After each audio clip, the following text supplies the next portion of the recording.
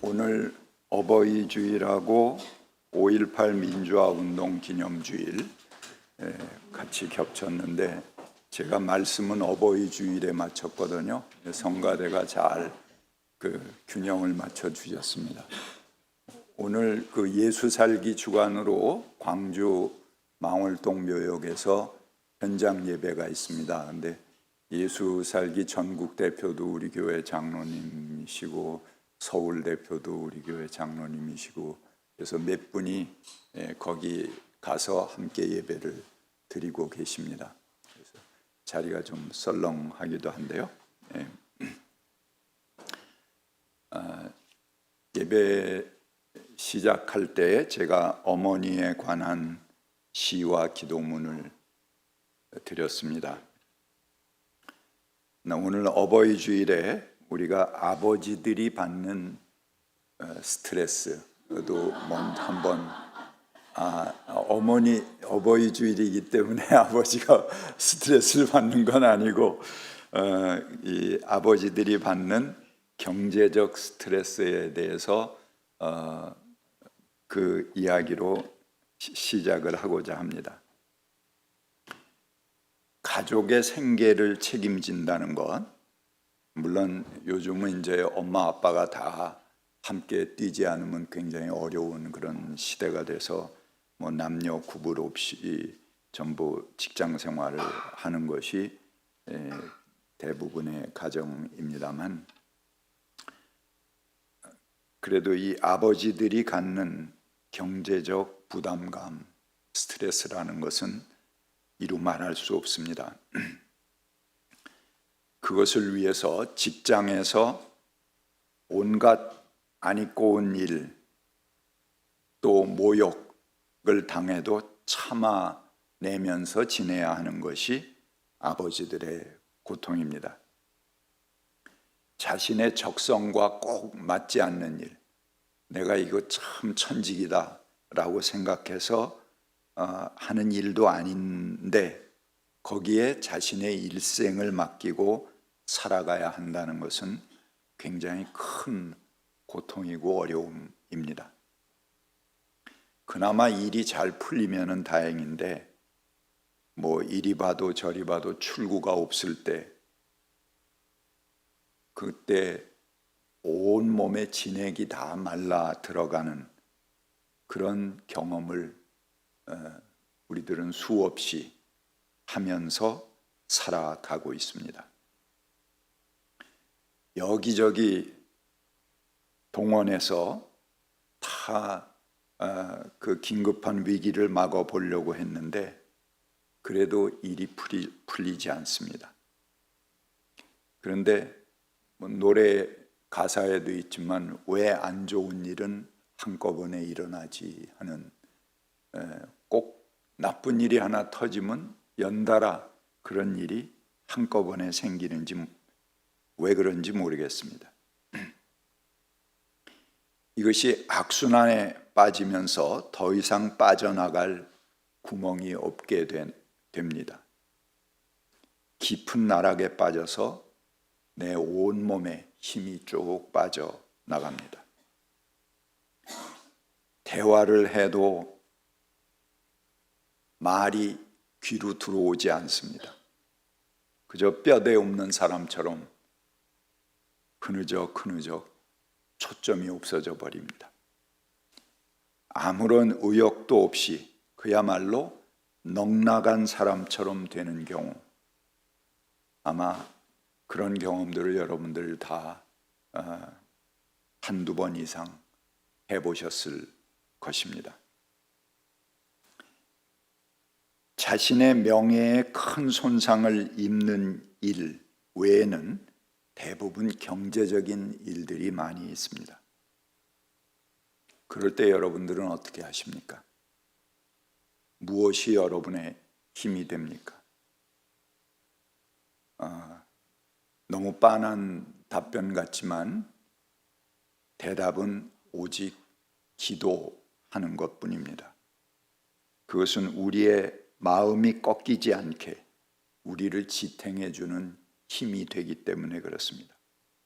사실 인간의 여기 살아가면서 경제적인 어려움이라는 것은 몇 번씩 다 경험을 합니다. 누구든지 그런 경험을 하지 않고 순탄하게만 지내는 사람은 아주 매우 드물 것입니다. 그래서 그 경제력은 오락가락하는 것이지만 또 이게 기울면 또 찾을 때가 있는 법입니다. 반드시. 근데 별로 기회가 오지 않았다고 생각하는 사람은 가난한 대로 그 삶 속에서 또 기쁨을 찾는 지혜를 얻기도 합니다. 문제는 마음이 꺾이지 않아야 됩니다. 우리의 마음이 꺾이게 되면 거기서 우리의 삶은 딱 꺾이게 되는 것이죠.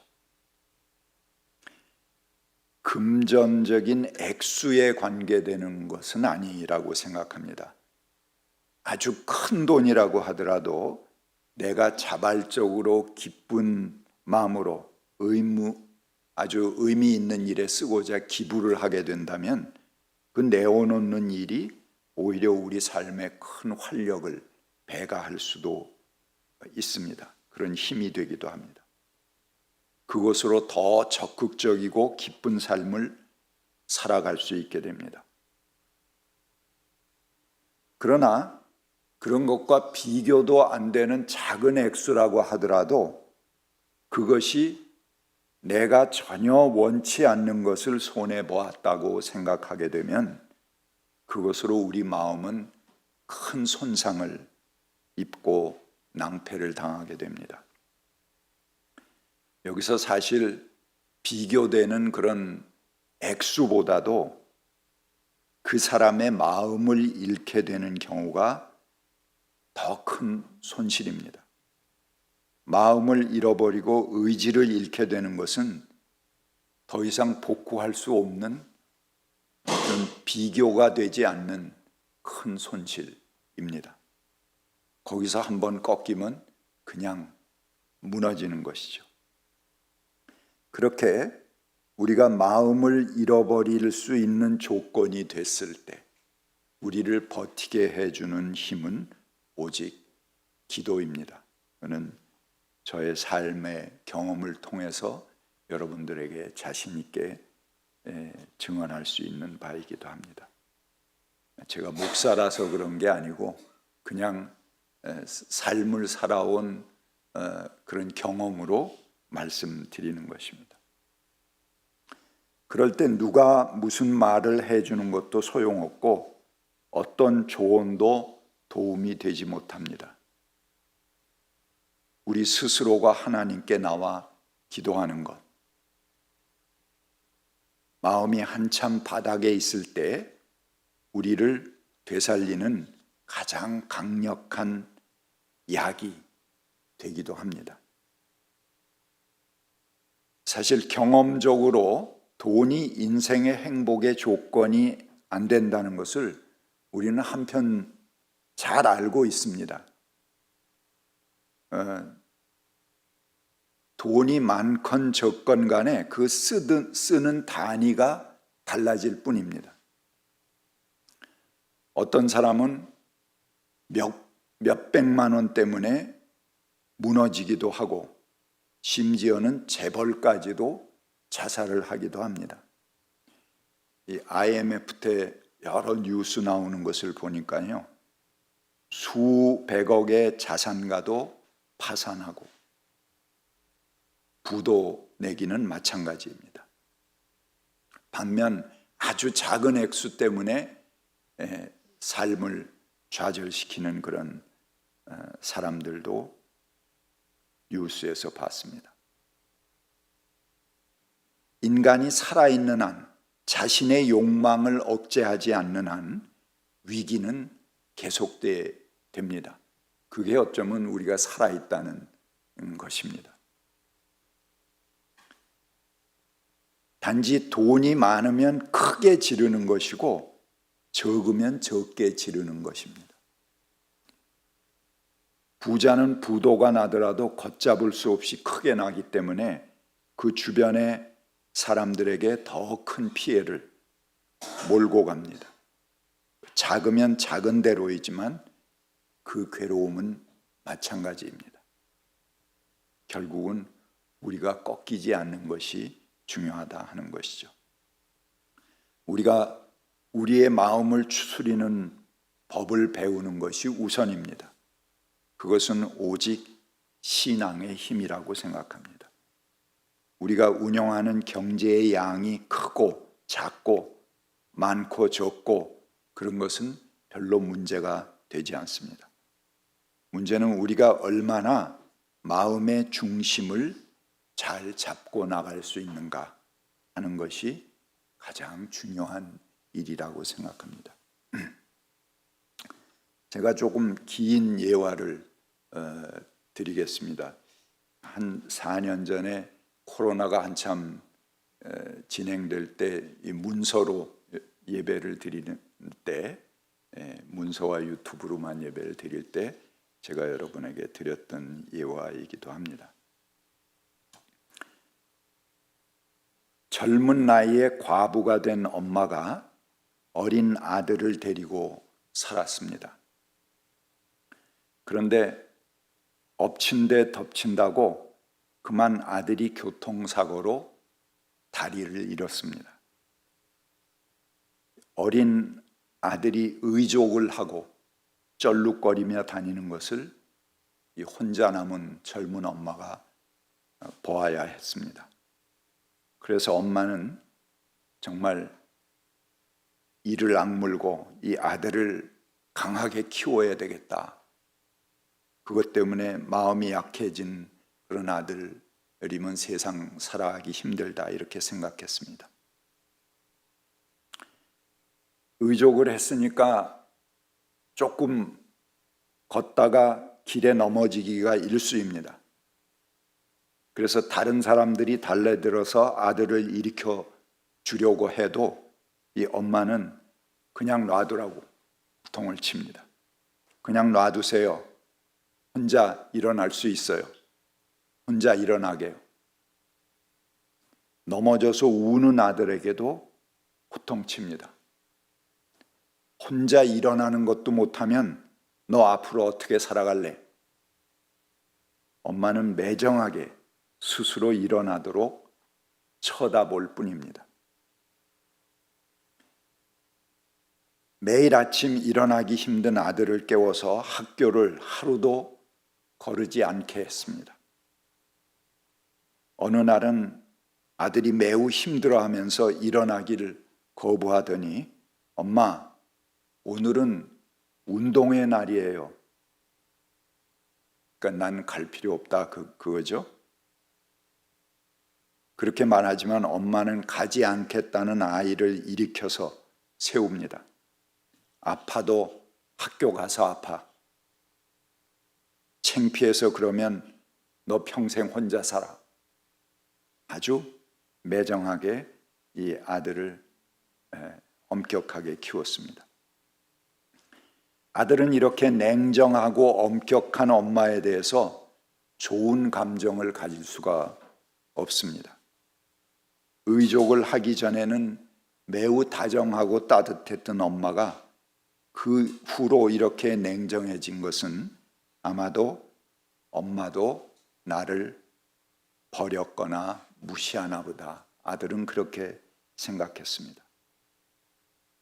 세월이 흘러서 아들은 아파트 경비원이 됐습니다.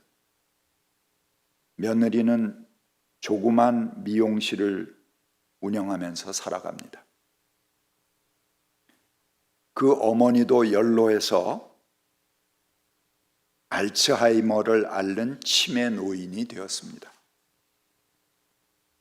이 알츠하이머는 참 아주 잔인한 병입니다. 살면서 좋았던 일들을 또 피하고 싶었던 경험들 그 모든 것들을 하나씩 자기 머릿속에서 지워가는 병입니다. 그것이 어떤 경험이든지 간에 한 사람이 살아간다는 것은 바로 그 사람의 기억들로 버티고 살아가는 것입니다. 근데 기억이 싹 지워진다면 사람이 껍데기가 되겠죠. 그런데 가까운 시간의 경험부터 하나씩 파일을 삭제해 가듯이 없어져 가는 그런 병입니다. 어쩌면 본인에게는 다시 젊은 시절로 돌아가서 가슴 뛰는 젊은 기억으로 살아가는 행복한 병인지도 모르겠습니다. 가까운 시간부터 다 잃어버리니까요. 치매가 되어 과거로 돌아가게 된 어머니는 자기 아들이 교통사고를 당하던 사건을 되돌려 생각합니다. 그날의 사고를 피해보려고 수없이 그 기억을 되돌리며 노력해봅니다. 평생 아들의 사고가 자신의 책임이라고 생각하고 가슴 아파한 것이었습니다. 그래서 과거로 돌아간 어머니는 마침내 아들을 자신의 아버지라고 부르면서 아들도 며느리도 알아보지 못하는 그런 상태가 되었습니다. 어머니는 요양원에서 지내게 되었습니다. 그런데 어느 날 요양원에서 어머니가 없어졌다는 그런 연락이 왔습니다. 아들은 허겁지겁 요양원으로 달려갔습니다. 주변으로 어머니를 찾아 나서 보았습니다. 눈이 몹시 내리고 바람도 매우 거센 그런 날이었습니다. 한참을 찾아도 어머니는 보이지 않았습니다. 그런데 저 멀리서 빗자루를 들고 온몸이 꽁꽁 얼어붙은 채로 길을 쓸고 있는 어머니를 발견했습니다. 아들은 어머니를 발견하고 약간 짜증스러운 목소리로 쏘아붙였습니다. 아이, 이렇게 추운 날씨에 여기서 뭐 하세요? 얼마나 찾고 다녔는데. 이미 아들도 알아보지 못하는 상태가 된 지 오래인 어머니는 그 아들을 향해서 말합니다. 눈 쓸어요. 눈이 오잖아요. 우리 아들이 다리가 불편해서요. 학교 가야 하는데 눈이 오면은 미끄러지잖아요. 아들은 어린 시절 눈이 오던 날을 기억했습니다. 산동네 판자촌에 살던 이 모자는 유난히 비탈이 심한 길을 통해서 학교를 가야 했습니다. 하지만 신기하리만치 눈이 내리는 날마다 길들이 말끔하게 치워져 있었습니다. 그 산동네 한 아저씨 집 앞에 유난히 큰 쌀이비가 놓여 있었기 때문에 이 아들은 그 아저씨가 매번 눈을 정성스럽게 쓸어주는 것으로만 생각했습니다. 그래서 그 집 앞을 지날 때면은 그 아저씨가 보이면 고맙다는 인사로 꾸벅 머리를 숙여 인사를 하곤 했습니다. 아들은 자신이 자신에게 매정하기만 했던 엄마가 눈을 쓸어 주었으리라고는 조금도 생각하지 못했습니다. 아들은 자신이 원망스러운 듯 눈시울을 붉히며 어머니에게 말합니다. 아들은 그런 거 몰라요. 그런 거 몰라요. 몰라도 돼요. 우리 아들만 미끄러지지 않으면 돼요. 아들은 옷을 벗어서 어머니의 꽁꽁 얼어붙은 몸을 감쌉니다. 이제 그만 쓰셔도 돼요. 아니에요. 눈이 계속 오잖아요. 아들은 남의 말을 전하듯이 어머니에게 말을 건넵니다. 아드님 한 번도 안 넘어졌대요. 눈 오는 날도 한 번도 넘어진 날이 없대요. 요양원 벤치에 주저앉아 훌쩍이는 아들에게 그 며느리가 와서 말을 합니다. 왜 울어요? 추운데 왜 자꾸 울어? 이 극중 내내 눈만 껌뻑껌뻑하고 무표정 연기를 하던 아들, 이 안내상 씨입니다. 비로소 아내의 손을 꼭 잡고 꺼이꺼이 소리를 내면서 통곡을 합니다. 엄마였어. 평생 내 앞에 눈을 쓸어준 게 엄마였어. 예, 이 근래에 아주 걸작인 드라마죠. 눈이 부시게의 장면이었습니다. 우리가 살아가는 것은 누군가의 보이지 않는 은혜를 잊고 사는 것입니다. 우리들의 삶은 보이지 않는 어디에선가 나를 위해 베풀고 희생했을 눈물들에 의지해서 여기까지 흘러왔습니다. 시간은 흘러 세월의 자취를 남기고 지나가지만 내게 쌓여진 은혜는 나의 살을 이루고 피가 되어서 내 안에 흐릅니다. 내 심장이 펄떡거리는 고동소리마다 어딘가 나를 위한 손길과 나를 위한 간구들이 그 맥이 스며 있는 것입니다. 이 알츠하이머 투병 중인 주인공 김혜자 씨죠. 김혜자 분의 마지막 대사입니다. 내 삶은 때로는 불행했고 때로는 행복했습니다. 삶이 한낱 꿈에 불과하다지만 그럼에도 살아서 좋았습니다. 새벽에 쨍한 차가운 공기, 꽃이 피기 전 달큰한 바람, 해질 무렵 우러나는 노을의 냄새, 어느 하루 눈부시지 않은 날이 없었습니다. 지금 삶이 힘든 당신, 이 세상에 태어난 이상 당신은 이 모든 걸 매일 누릴 자격이 있습니다. 대단하지 않은 하루가 지나고 또 별거 아닌 하루가 온다 해도 인생은 살 가치가 있습니다. 후회만 가득한 과거와 불안하기만 한 미래 때문에 지금을 망치지 마세요. 오늘을 살아가세요. 눈이 부시게.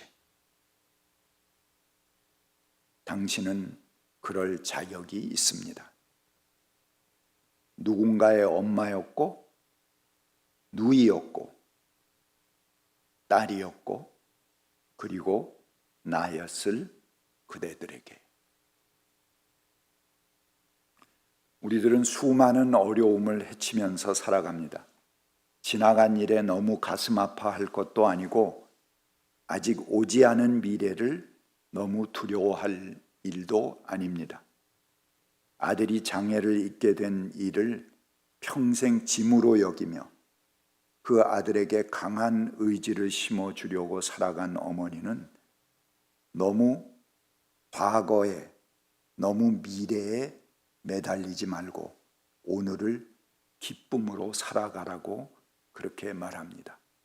눈이 부시게 그렇게 살아가라는 것입니다. 오늘의 햇살을 즐기며 살라고 충고하는 말로 이 극은 매짐을 하고 있습니다. 우리에겐 하나님이 계십니다. 우리는 지금 먹을 수 있고 마실 수 있습니다. 그러면 충분하지 않은가 하는 것이 전도서의 말씀이기도 합니다. 지난 일에 대한 불평과 내일에 대한 염려를 버리고 하나님을 신뢰할 때, 그리고 내게 은혜 주셨던 분들을 감사하고 살아갈 때, 내게 베풀어진 은총을 기쁨으로 누리고 살아갈 수 있는 것입니다. 오늘 하나님께서 나를 먹이시듯 하나님은 한결같이 우리에게 베풀어 주실 것입니다. 같이 기도하겠습니다.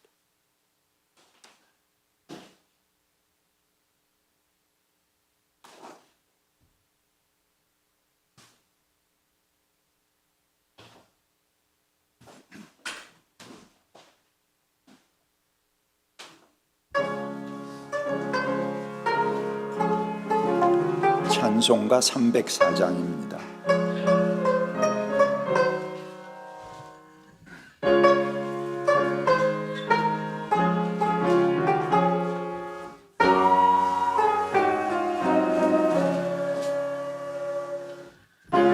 어머니의 넓은 사랑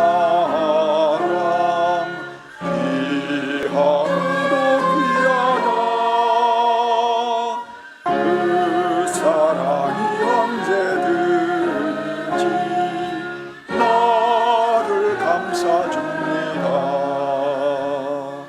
내가 울 때 어머니는 주께 기도드리고, 내가 기뻐 웃을 때에 찬송 부르십니다. 아침 저녁 읽으시라 어머니의 성경책, 손때 남은 구절마다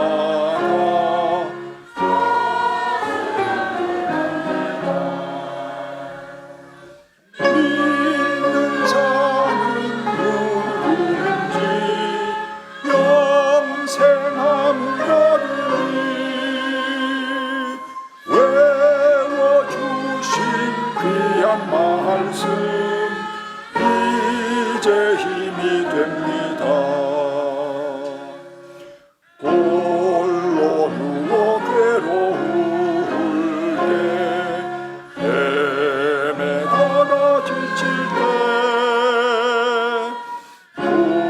부르시던 찬송 소리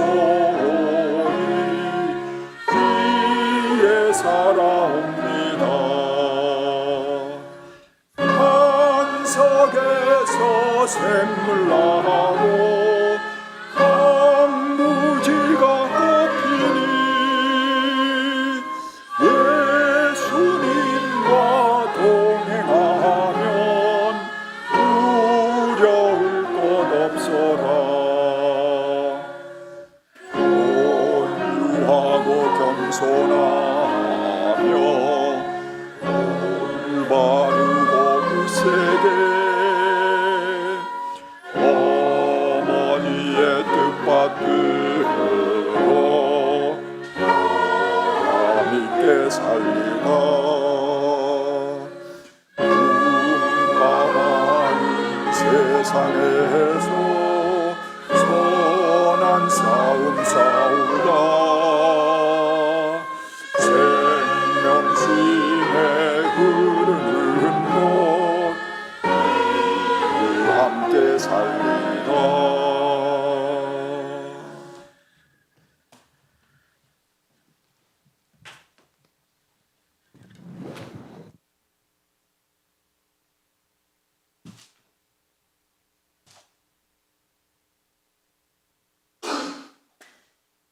연두빛 나뭇잎이 초록색으로 점점 짙어지는 5월입니다. 나무 그늘을 지나갈 때 바람에 나뭇잎끼리 부딪히며 내는 소리도 들립니다. 계절이 변하면서 우리도 하루하루를 살고 살아갈 것입니다. 좋았다가 안 좋았다가 기뻤다가 슬픈 것이 해가 뜨면 지는 것처럼 우리의 일상도 그렇게 지나갑니다. 이런 순환 속에 우리가 함께 있고 그 안에서 서로 기도하고 찬양하며 하나님의 말씀을 듣는 시간을 가지니 감사합니다. 자식이 되고 부모가 되어 생명의 순환고리에 엮여 삶의 소중함을 알게 하시니 감사합니다. 손에 쥐어든 각자의 소중한 몫을 함께 하는 데 쓰게 하시니 이 또한 감사합니다. 이 모든 말씀 예수님의 이름으로 감사 기도드립니다. 아멘.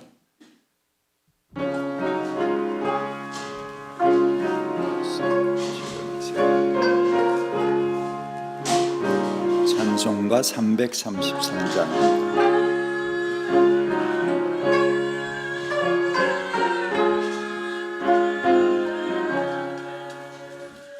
날마다 주와 벗어며 그 크신 사랑 버리고 방탕한 길로 가다가 어머니 기도 못 잊어 나 집에 돌아갑니다.